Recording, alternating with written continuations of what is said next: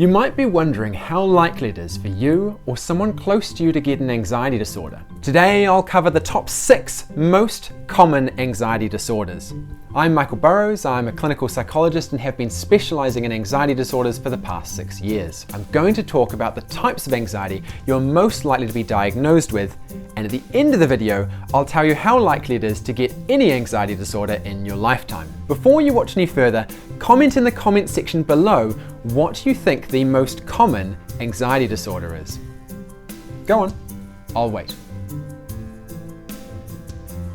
When I've gotten to the top of the list, I'll share with you what I noticed was the most diagnosed anxiety disorder when I was working in a district health board team. Now I want to note that when I say anxiety disorder, I'm meaning an anxiety condition or collection of symptoms which are significantly impacting on your functioning.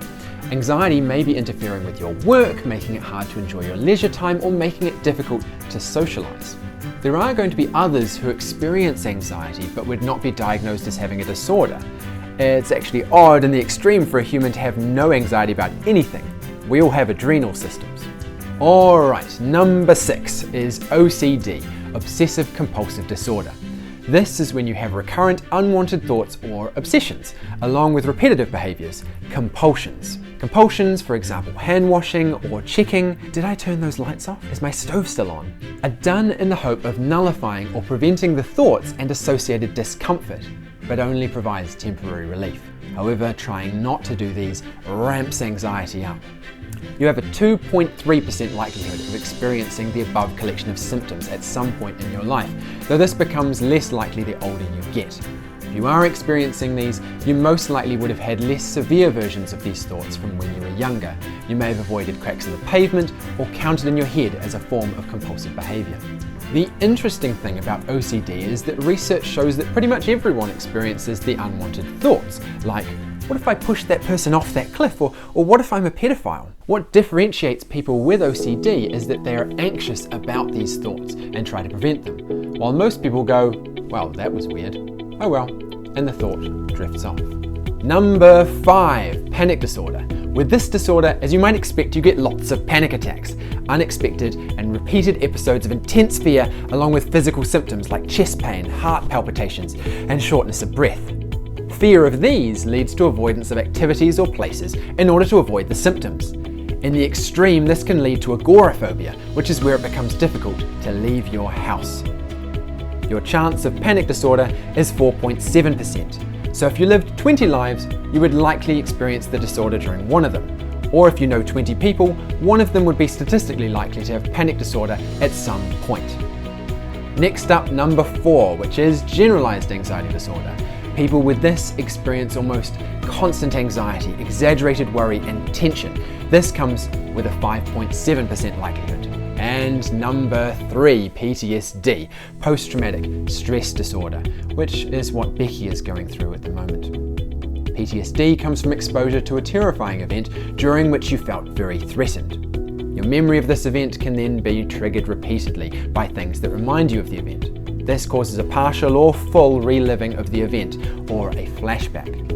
Now there is complex PTSD as well, but that's beyond the scope of this video, so we're just talking about one-off classical trauma here, which you have a 6.6% likelihood of experiencing. Sadly, 50% of us will experience at least one traumatic event in our lives. The good news is that most of the time this will not lead to the development of PTSD, which is considered by some to be a memory disorder involving a different storage of the memory of the event and having difficulty seeing it as being in the past.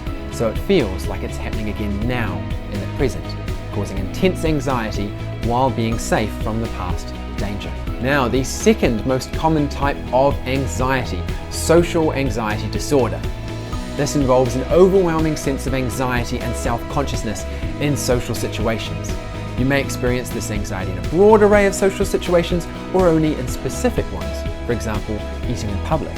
Or you may have the performance subtype, where you only experience anxiety in performance situations like public speaking, presenting at work, or in class. Social anxiety disorder carries a whopping 12.1% likelihood. So if you put 25 people in a room, just over 3 of them could be diagnosed with social anxiety at some point in their lives. Now remember, this is at disorder level. There are more than this who experience some anxiety in social situations. And the one you've been waiting for, the number one most common anxiety disorder is specific phobia. An intense fear about a particular object or situation. These all come with fancy Latin names ending in phobia, like claustrophobia, one of the most common, fear of tight or constricted spaces. Other common ones are fear of flying, spiders, driving, vomiting, and blushing. You're 12.5% likely to develop a phobia during your lifetime. I do think it's a bit of a cheat having this as number one, as it includes a whole bunch of different fears. That said, they follow the same patterns of thought and behaviour, which is the important thing when classifying disorders, as the main reason you want a classification is for knowing how best to treat it. I will now tell you the anxiety disorder I found was the most common anxiety diagnosis given when I was working in a district health board team.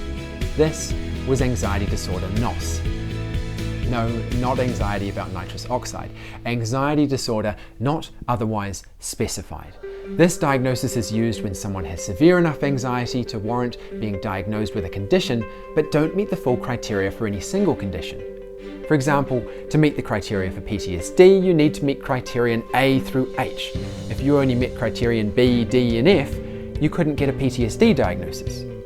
If you had a few symptoms from PTSD and a few from social anxiety, but not enough to meet the criteria from either, then you could still get anxiety disorder NOS. It's a bit of a catch-all, but those can be important so people can access the help they need. Alright, we've covered the top 6 most common anxiety disorders: OCD, panic, generalized anxiety, PTSD, social anxiety, and specific phobias, plus the bonus, anxiety disorder NOS. Now, as promised, I will tell you the overall likelihood of getting an anxiety disorder in your lifetime. According to large population-based research, 33.7% of us will get an anxiety disorder at some point in our lives.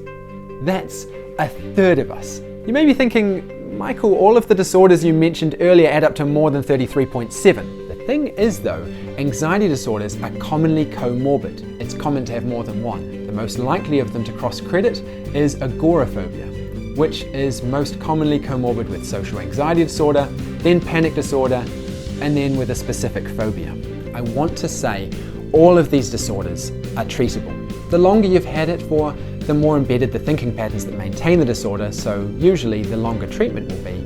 But in my experience, all very treatable with effective psychological treatment. If you or someone you know is struggling with anxiety, please do seek help from an experienced professional. Most sufferers do not seek treatment, but for those who do, it can have a huge positive impact on their lives. We are planning to create digital courses to help people with anxiety and provide greater access to effective treatment that has been shown in the research time and time again to be incredibly powerful in helping people to overcome anxiety.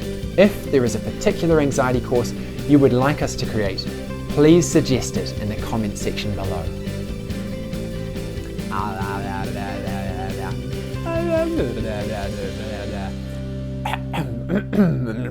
In the comments there. The quick brown fox jumped over the lazy dog. Alright, you got this. Okay. Alright, starting again.